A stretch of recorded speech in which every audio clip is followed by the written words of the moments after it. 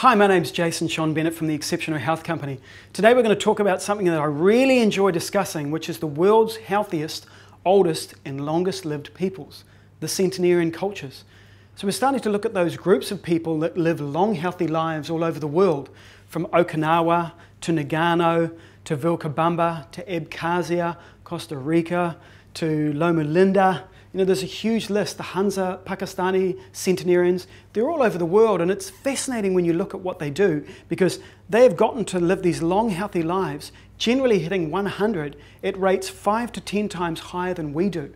But not only do they get to 100 in great health, but they don't have disease, they don't have any medications, they have empty hospitals in their environments. It's a phenomenal achievement. And these people haven't communicated all over the world and talked. They've just figured it out over years and years and years. And when we start to drill down and look at, well, what do these people do that's so different to us? How do we distinguish a centenarian culture? What are the things that they do that we don't do? And what are the things we can learn from them?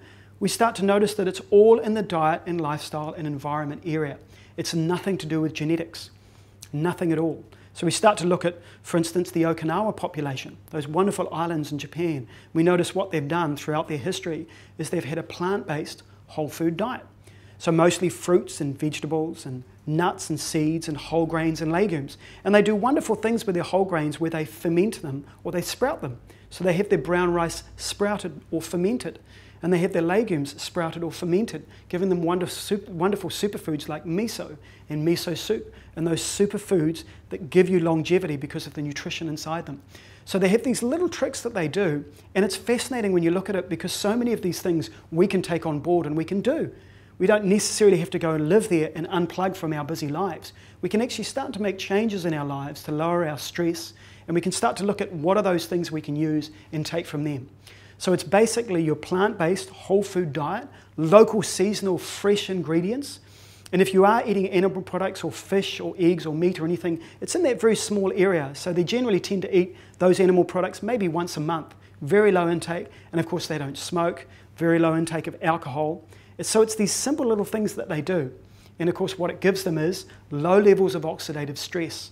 And with us, the higher the levels of oxidative stress, which is distinguished as how fast the body and the DNA can repair itself. So how effective your immune system and your DNA is in fixing everything that goes wrong.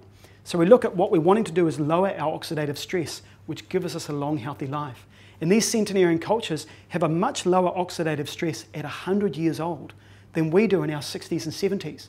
So they're clearly doing some wonderful things we can learn from. So we base all of our programs, the life plan and my 20 golden weeks, around the lessons and the wisdom of the centenarian cultures. I just love these cultures because they really have cracked what it is to live a long, healthy life free of drugs and disease. And that's what we're committed to as a company. That's what we're about. So if you're wanting to live a long, healthy life free of drugs and disease, if you're wanting to look at those centenarian cultures and grab the great stuff and learn from what they do and then put it into practice in your own life, come and work with us, come and work with the team here, do my 20 golden weeks or do the life plan. Let's work with you, let's get you well, we're here to help.